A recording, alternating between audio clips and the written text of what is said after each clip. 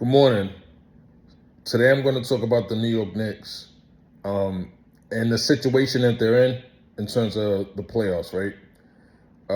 I think the Knicks could win, but I'm hesitant because if you're a Knicks fan, you know that there's always something that happens with them.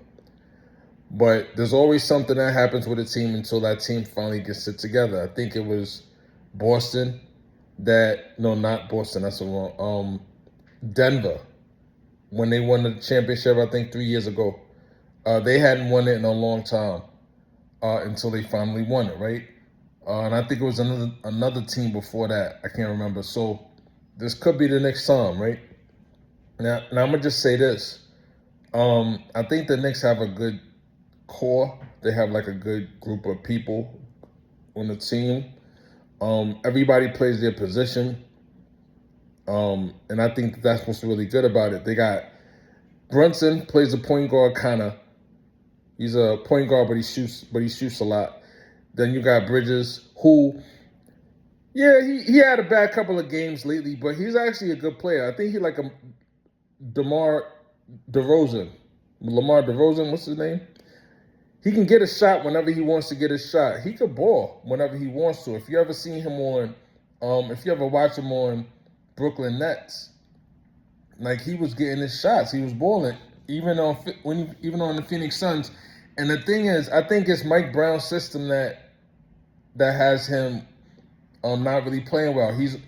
If you look at it, he passes the ball up, then he goes on the weak side and he just stands there. If you look at a lot of the games, I think that's because of the offensive set that he's on. They have him standing on the sideline just waiting for Brunson to do whatever. But that's not him. That's the offensive set. That's what he's being told to do. That's why when Josh Hart said that to Stephen A, that's what he's being told to do. I believe him. Because I watched it. That's what he's being told to do. But now Mike Brown is changing it up. So now they're using him more. But anyway, they got Bridges. They got Karl-Anthony Towns, who I think he looked mad lanky, and he's like, clumsy. He's always like, he's clumsy. He's always falling on the floor. He always looks like he's about to fall over. He actually reminds me a little bit of Julius Randle. Randle, I thought was clumsy when we had him, and every time I saw Randle, I used to think left hand because everything he did was to the left. But anyway, Karl-Anthony Towns, they got him unlocking that new, point forward system, point center system that they got going in, and that's working. Plus, he can go down low if he needs. And then he could shoot the three. And if he stays out of foul trouble and learns how to set correct screens and not do offensive fouls all the time, and he stops falling to the floor so that if he doesn't make the basket, he can get the fuck back down on defense. But if he stays doing what he's doing, I think that's a good position. Then you got OG Anunoby, best two-man in the game. He does everything that, he needs to do. He's a good defender. He's tall. And then you got Josh Hart, who he's the man. He brings the energy up and down the court. Everybody plays their position. Josh Hart's shooting the ball a little better, and Anunoby shooting the hell out of the ball. And now that we got all this time off, Anunoby got a little bit of time to relax and heal. I think he was hurt, and I think Josh Hart was hurt a little bit too, so he could heal. So that's just the starting five. Then you got the bench, Mitchell Robinson. We got Mitchell Robinson. You got getting rebounds, blocks, alley-oops. Shamet, good defender. He plays with a lot of energy. He shoots the three, drive. You got Deuce McBride, who honestly, I'm not the biggest fan of Deuce. I never have been, but he could ball. He could score a lot. Good defense. He usually adds a spark coming off the bench. You got Jose Alvarado, Grand Theft Alvarado. By the way, Grand Theft Auto's coming out. I think the date is November 19th. They said it's real. So you got to make sure you get your PlayStation 5 now. I don't even got mine yet. Don't wait for the bundle. Don't wait for the bundle pack. I have a feeling that they're going to be like, there's no more PlayStations left, some stupid shit. Because that's how they like to do to drive up the interest. Get the PlayStation now. You know what I'm saying? Or if you wanna go to Miami, just book a trip because waiting for that game, you're gonna be waiting forever. But supposedly it's coming on the 19th. But anyway, they got Grand Theft Alvarado. He's a hometown New Yorker, so that's always good. He's like a Caruso, right? He's like a Caruso. He's gonna get the steals, timely steals when they need it. Defense, he's like one of the smallest guys on the court, but he plays with intensity, and he's from New York. I think he's from Brooklyn. So you got that. And then who else? I'm forgetting somebody, but the person that they don't use that I want to talk about real quick is, and y'all heard me talk about him before. What's his name? Tyler Kolek.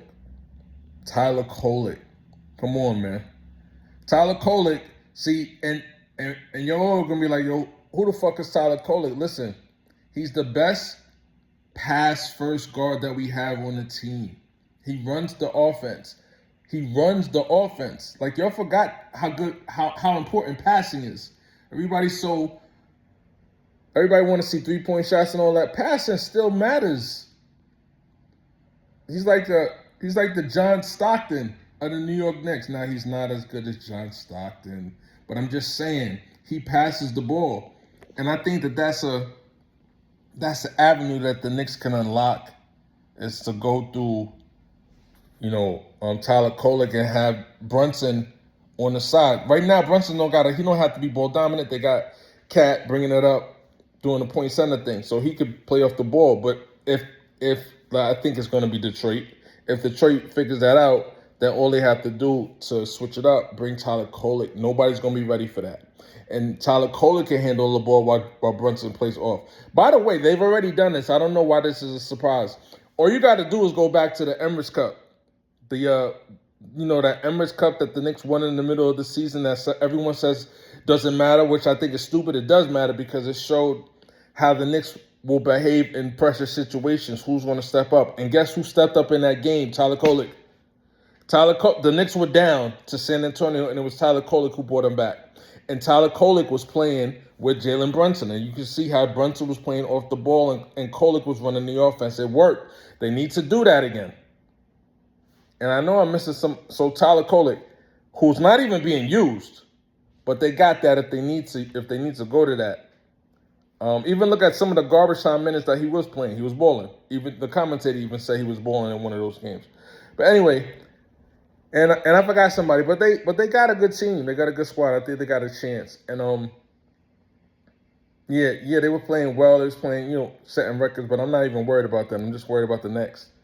Last thing I'll say is, if it's Detroit, which I think it's going to be, they got to make sure that they win a game, because I think, as good as they're playing, Detroit still beat them 3 times. But I think I average of 26. They got to win a game. Because right now, Detroit is in their heads. Detroit's in their heads like, we beat you. You know when you go on the court and you beat somebody 3 times? The 4th time, you're going to beat them. Or you definitely think you're going to beat them. You beat them 3 times. Why would you think you're not going to beat them again? Why would they think that you're not going to beat them again?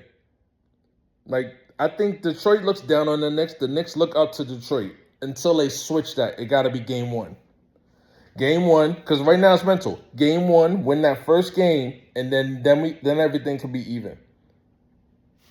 And for everybody who was talking about rest, it's too much rest. The Knicks got too much rest.